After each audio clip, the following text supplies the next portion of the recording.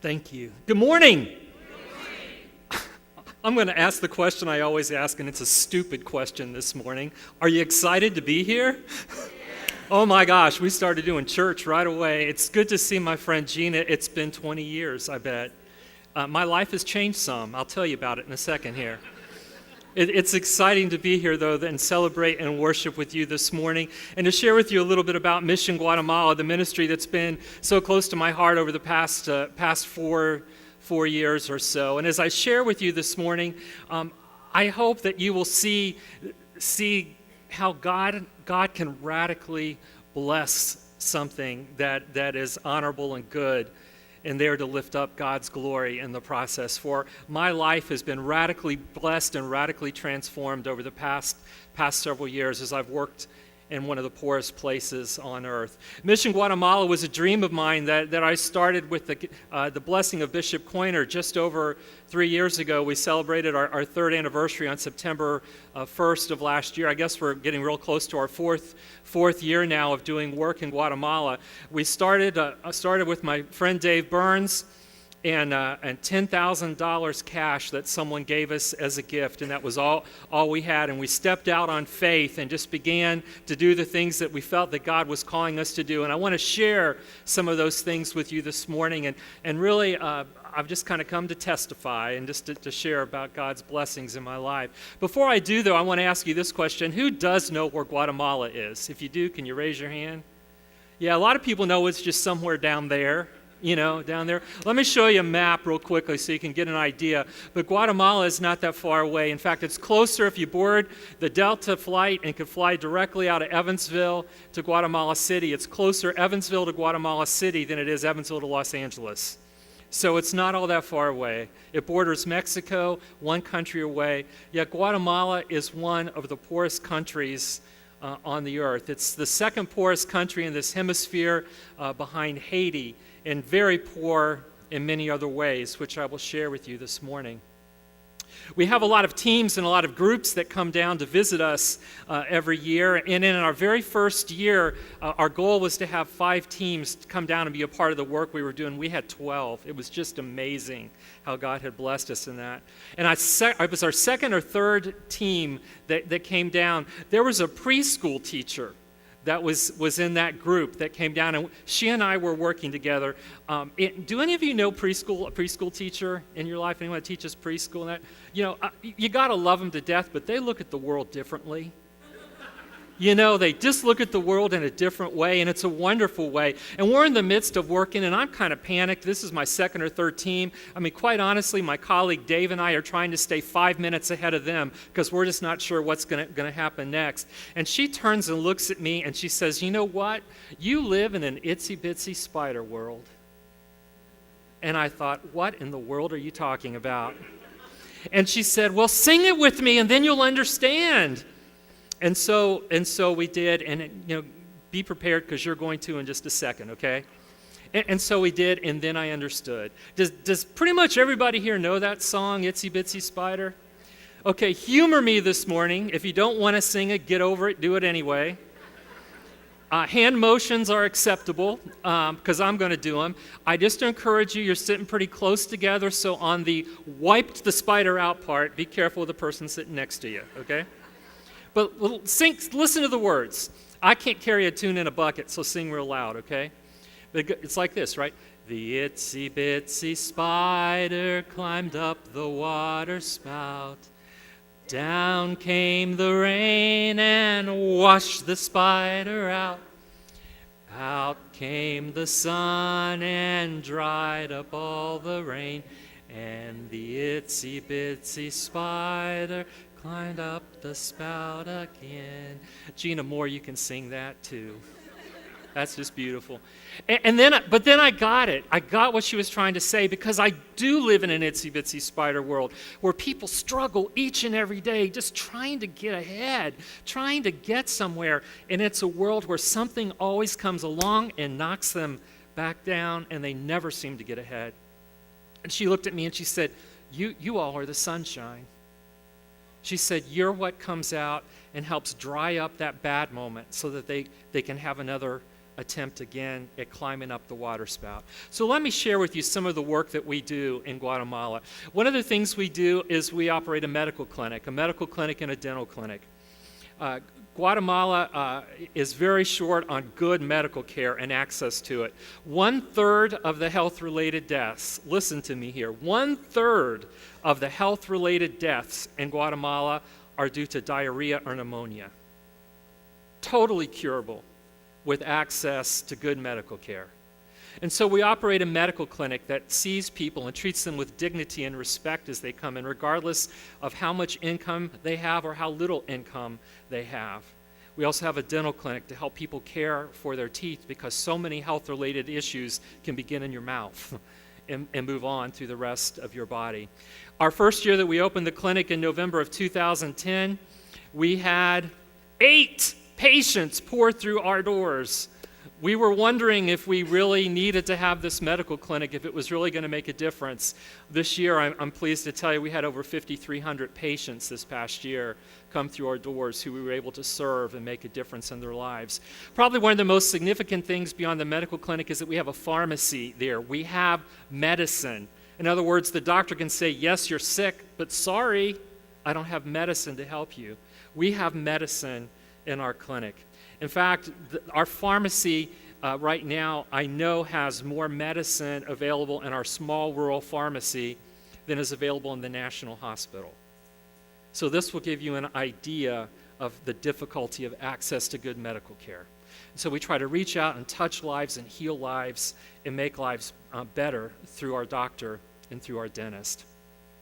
Guatemala is also one of the hungriest countries in this hemisphere. In fact, it has been named by the United Nations World Food Program as the hungriest country in this hemisphere.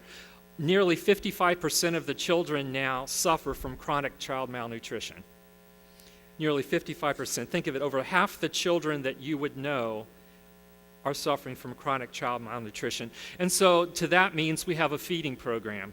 We operate in 2 communities. One is Nueva Esperanza and the other is called Pacaman.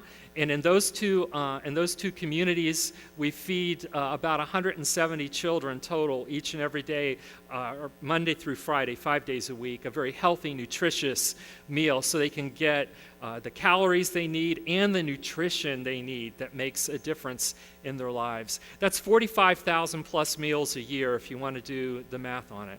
And we're really pleased to tell you that we're making a huge difference. We do this in partnerships with the 2 schools in those communities, and the teachers continue to report back to us that students are improving in class, students have more energy and enthusiasm in school, they're learning better. See, when your stomach's empty, you don't want to learn, you don't want to listen, you don't have the energy to do any of that. And so we're making a big difference. This year, both schools came to us and said more students passed on to the next grade or graduated than they ever have before. And they attributed that largely to the feeding program and the ability for kids to have food, to have their brains have the energy that they need to learn and to make a difference. So for that, we're very excited as well.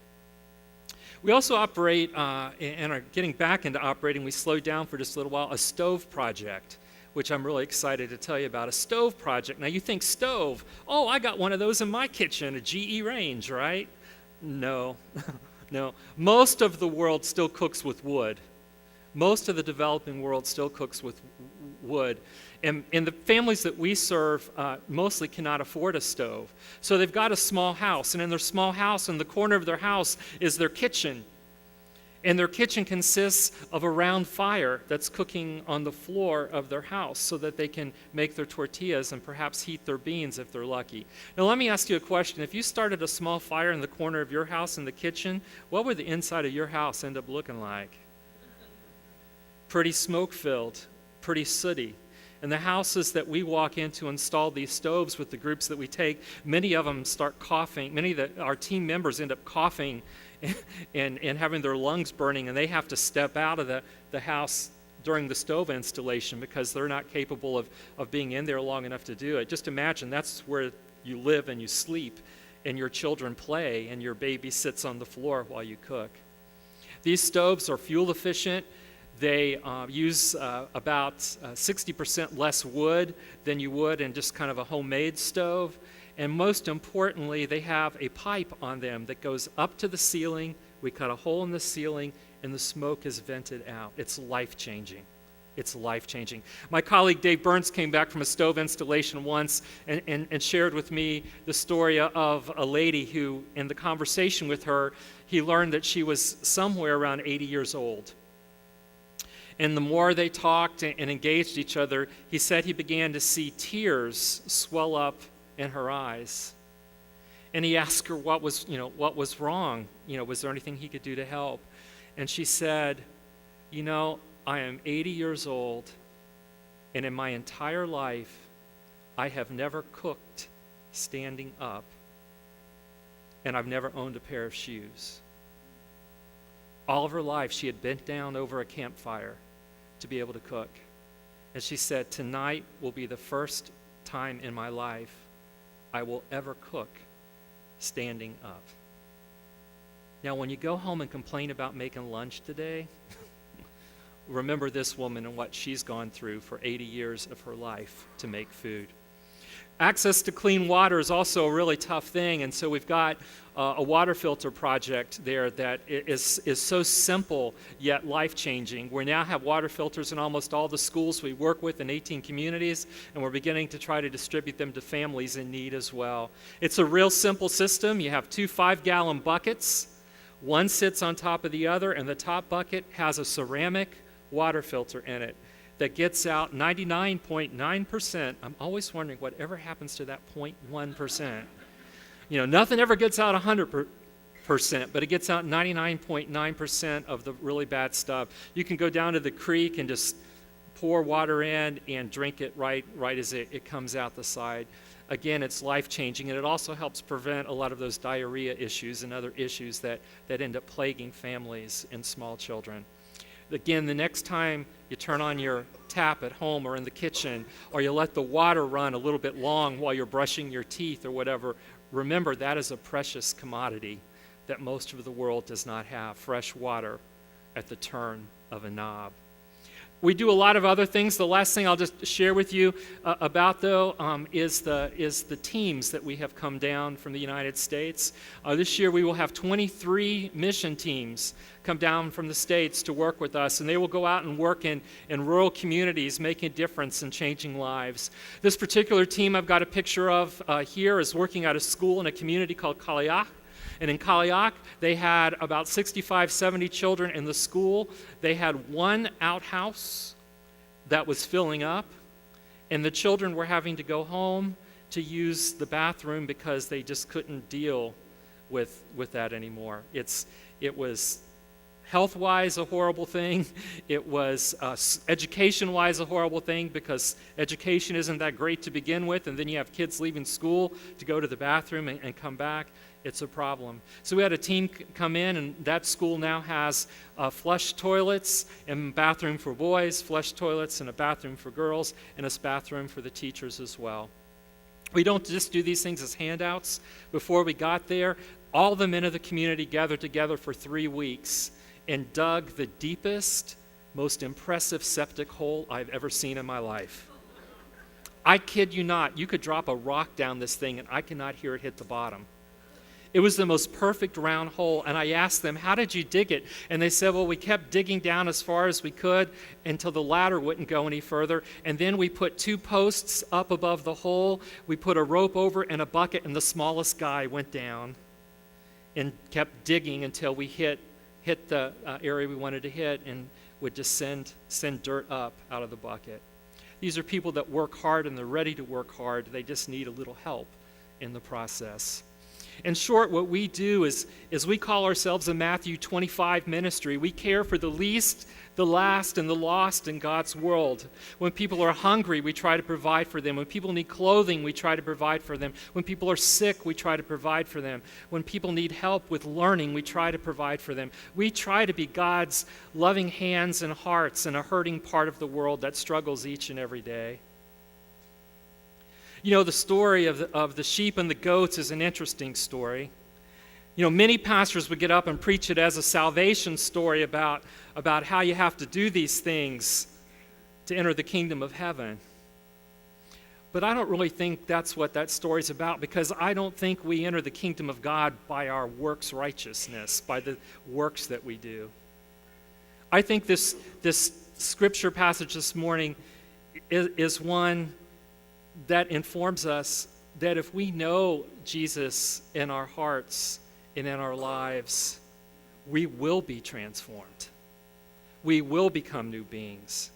And we will want to be his hands and his feet in hurting places in the world. And whenever we act like we know Jesus and we claim we know Jesus, but our actions don't reflect that, then we really don't reach out to the hurting places in the world. And Jesus, I believe in this passage, is trying to inform us that if you know him in your life, if he's a part of your life, these are the things that you want to do. You want to be sheep in his flock to reach out to a hurting world. One of my favorite passages, or one of my favorite quotes, is that a church that lives within its four walls is no church at all. My friends, the church is the church when the church leaves here and goes out into the world to transform the world, because God has transformed you through the love of Jesus Christ. I encourage you in whatever you do, if it's around the corner or around the world, to put your faith into action and to reach out to a hurting world, to reach out to the least, the last, and the lost in God's world, to make a difference. Because I promise you this, when you do that, your life will be changed forever as well, as you come to know the poor and the hurting around you. I thank you this morning for your support and your prayers and the opportunity to be here.